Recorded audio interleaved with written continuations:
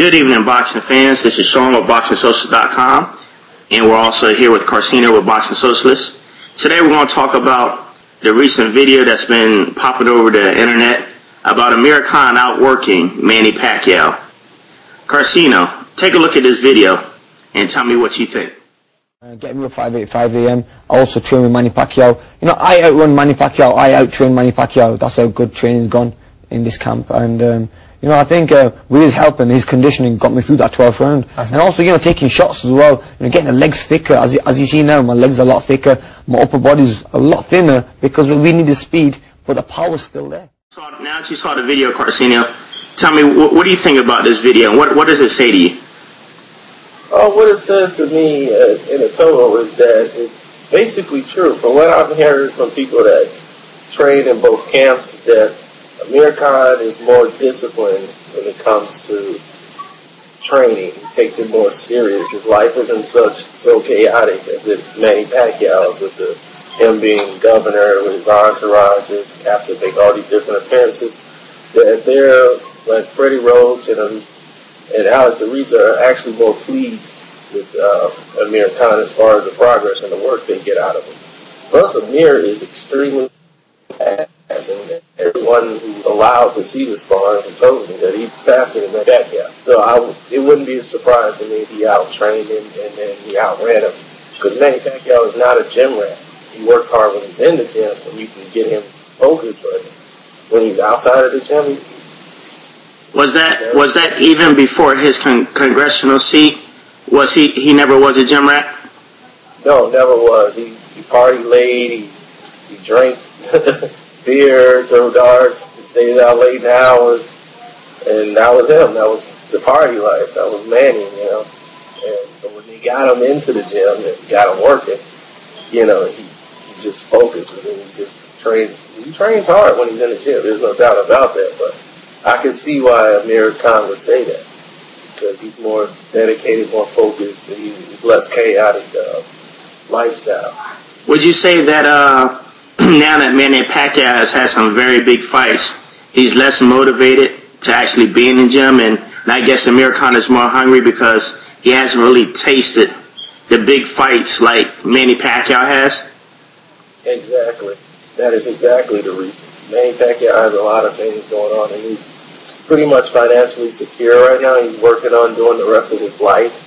But he has a lot now, so now he doesn't really have to do all the different things that he had to do, because he used to fight check to check.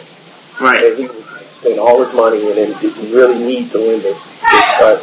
So that was pretty much it. So yeah, they're going at it. But Amir Khan drive, because he's right on the cusp of really being the big mega star, because England's looking for the next big star. You know, they were hoping that it can be David Haye, and now they got Amir Khan. It's either or with those two, but Amir seems to be the more marketable one that they're using right now, lighter weights that they seem to be gravitating to. So yeah, he's right on the cusp. So yeah, I definitely would say Amir's hungry. Well, let me ask this, Karceno. Do you think there's a potentially that Manny Pacquiao and Amir could end up fighting each other? Or do you think that Freddie Roach and them wouldn't allow that to happen? No, they wouldn't allow that to happen, because it's counterproductive. If Manny beats Amir Khan, that really is not going to do too much for Manny, but it does a lot of damage to Amir Khan. Then who trains who? You know, it's just really kind of chaotic. Like, who's going to be in whose corner? You know, Freddie Roach is going to be in Manny's corner, but that's counterproductive. That's a fight they don't need. Right now, there's so many fights for Amir at 140 and 147 with Bradley, Devin Alexander, Kell Brook, and all those guys at that division. There's so much for him to do there that Manny Pacquiao should focus on the guys that lead, like the Andre Bertos and guys of that nature that's already at 147. What about, you know, speaking of some of the guys that he fought in the past, Breidis Prescott wants another crack at Amir Khan, but Amir Khan is writing him off because Breidis has taken a couple losses. But, I mean, you can't rule off just because a man had a couple losses. He's still the last man to stop you and knock you out. Does Breidis Prescott deserve a match now that Amir Khan has the title? Absolutely not. It'll be a good fight, but it's a lose-lose for Amir Khan. You beat a guy that's already been losing, they'll say, oh, well, everybody else has beat them down already. So now he comes back and beat the guy. It still doesn't count, really, because the guy is not the same fighter anymore. So you really gain nothing by beating the guy no more. It's like Mike Tyson right now challenging Buster Douglas to a fight. You know, it's like, oh, that ain't the same Buster Douglas anymore that beat you. You know, he's already been beaten down, so it was senseless for him to go back and fight Buster Douglas. Well, Karceno, if Breidis was able to capture 2 of the belts in that division, and Amir Khan had the other belt, would Amir want to fight him? Or is that knockout still lingering in his mind?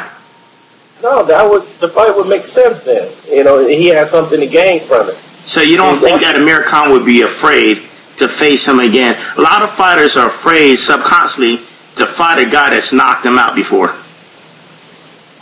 They might be.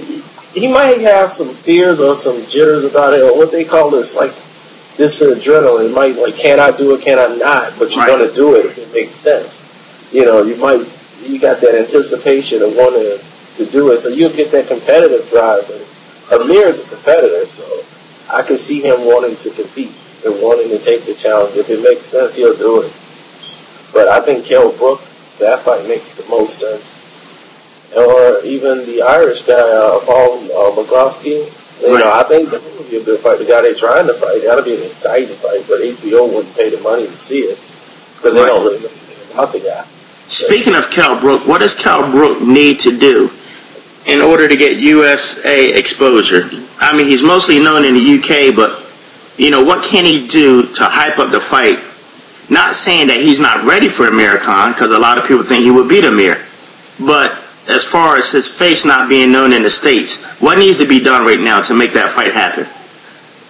Right now, what needs to be done to make that fight happen is an impressive win over someone in the United States at 140 pounds. They're looking at Mike Jones this year, the prospect, just like himself, undefeated. He was just on the undercard, and he fought Jesus Cotto. I think they might be having a rematch too, but it might happen after that rematch. Okay. But that would be a good fight for him, so people can start to notice him, because a lot of people are starting to hear about him now on YouTube and pretty much Twitter and me. Because they're like, Kell Brook, like, only people really in England or UK or, you know, they come up, they send me messages all the time like, man, good looking on Kell Brook. And they're sending me fights of these other guys that's like similar to his fighting style. And I appreciate that. But I think that that'll be an interesting mark for Amir. He's in right now the cusp of really being the guy to take the helm of the whole division. Because eventually Amir's going to go to 147. And then all of these guys that's at 140 that he didn't get to fight yet or could fight, they're all going to be at 147 and 140. That division's going to be pretty much just like competitive for the next 4 or 5 years. Right. And how do you feel, and this is the last question, Karceno, because I know you're busy. What do you think about all the smack talk that is recently coming out of Amir Khan's mouth about dusting off Floyd Mayweather and then moving up to 154? What's your take on that? Who dusting off Floyd Mayweather? Amir Khan is making statements that he'd like a crack at Floyd Mayweather, and then after he beats Floyd Mayweather, move up to 154 pounds and see what title he can grab there. Wow, that's new, because I didn't hear that. I know you said he wanted to fight him, but he could not beat Floyd Mayweather, not at this time. His height and speed gives him an advantage of keeping Floyd at bay, but he has lapses where he's just undisciplined in the ring, like he forgets to do certain things and kind of falls into an opponent's fight. What Floyd will do is he's the most adaptable fighter that's in the sport. He will adapt to what Amir's doing and make Amir fight his fight, and make Amir move when he doesn't want to move, and make him fight for going backwards. See, he's not like Marcus Madonna, where Madonna just chased around Amir and followed him and fell into the trap. So that would be almost another Floyd Mayweather-Ricky Hatton match. It wouldn't probably be as lopsided as that. I think Amir looked good early, and then Floyd would just take over and dominate him in the later rounds. And I don't know if Amir could adjust to what Floyd's going to do. When he takes away his speed, timing always beats speed. Right. So when you throw timing off, because some of the slowest people in the world got to people, and they're like, dude, he's faster than you.